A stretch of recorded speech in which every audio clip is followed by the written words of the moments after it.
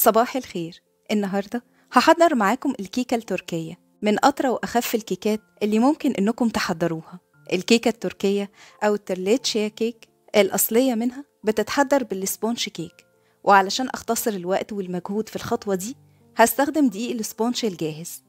عندي هنا 500 جرام من دقيق السبونج، هضيف عليه 6 بيضات وعليهم نص كوب مية، كلهم يكونوا بدرجة حرارة الغرفة، ونخفقهم على أعلى سرعة لمدة من 5 ل 8 دقايق أو لحد ما يوصلوا لقوام كريمي ولونه فاتح.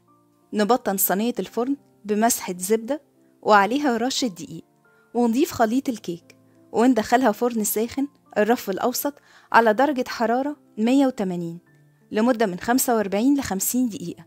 شيكوا عليها بالستيك قبل ما تخرجوها، وممكن تشغلوا عليها الشواية بعد ما تتسوى، تحمروا وشها شوية ونخرجها بعدها من الفرن ونسيبها تبرد 10 دقايق على جنب. في الوقت ده نحضر الخليط اللي هنسقي بيه الكيك، عبارة عن 2 كوب من الحليب وعليهم نص كوب كريمة، أو ممكن تدوبوا كيس كريم شانتيه في نص كوب مية، أو بدل الكريمة ممكن نص كوب من القشطة بس دوبوها كويس، و2 معلقة كبيرة من السكر ونص معلقة صغيرة من الفانيلا، ونقلبهم مع بعض.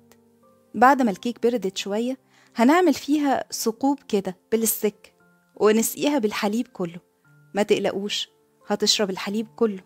بعدها نسيبها لحد ما تبرد تماما ونغطيها وندخلها التلاجة. ونحضر تاني طبقة هي الكريمة، هنحتاج ل 125 جرام من الكريمة اللباني البودر أو ممكن الكريم شانتيه العادي، ونضيف عليهم 1 كوب حليب بارد جدا ونخفقهم مع بعض. لو الكريمة مش مضاف ليها سكر زودوا 3-4 معالق سكر بودرة زي ما تحبوها تكون، ونخفقهم لمدة 5 دقايق لحد ما يوصلوا لقوام متماسك. هنضيف الكريمة على الكيكة ونسويها بالشكل ده، وسيبوا جزء من الكريمة على جنب علشان ده اللي هنزين بيه في الآخر، ونغطيها وندخلها التلاجة تاني على ما نحضر آخر طبقة الكراميل.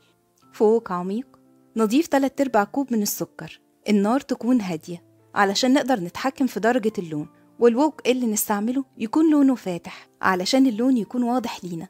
ما نحركش السكر غير لما الأطراف كلها تتكرمل، ندخل الأطراف لجوه لحد ما يتكرمل كله والسكر كله يدوب. نضيف عليه بعدها 3/4 كوب من المية بدرجة حرارة الغرفة، ونقلب بالويسك بهدوء لحد ما يختلطوا مع بعض. بعدها نكون محضرين 220 جرام من الشوكولاتة البيضة متكسرة، نضيفهم ونقلب بعدها بالويسك لحد ما الشوكولاتة كلها تدوب وتختفي تماما. طريقة الكراميل دي سهلة وناجحة، وطعم الكراميل فيها غني جدا، جربوها هتعجبكم. هنا الكراميل جاهز خلاص، نرفعه من على النار ونسيبه يهدى بس شوية، يعني حوالي ربع ساعة يكون بس دافي. نخرج الكيك من التلاجة ونضيف عليها الكراميل طبقة خفيفة منه ونفردها على الكيك كلها، وبعدها نضيف باقي الكريمة اللي سبناها على جنب، نضيفها لكيس حلواني ونقطع طرف صغير جدا منه ونعمل بيها خطوط بالطول فوق الكراميل بالستيك، نمشي عليها بالعكس. ده شكل الكيكة التركية التقليدي اللي معروفة بيه. نبردها ل4-5 ساعات في التلاجة قبل التقديم. كيكة النهاردة كيكة طرية وسهلة جدا في تحضيرها، خصوصا لو استخدمتوا دقيق السبونج الجاهز. ولو حابين تحضروا سبونج كيك بالبيت بالدقيق العادي بدون محسن، هسيب ليكم لينك الوصفة في الديسكريبشن. وبألف هنا مقدمة.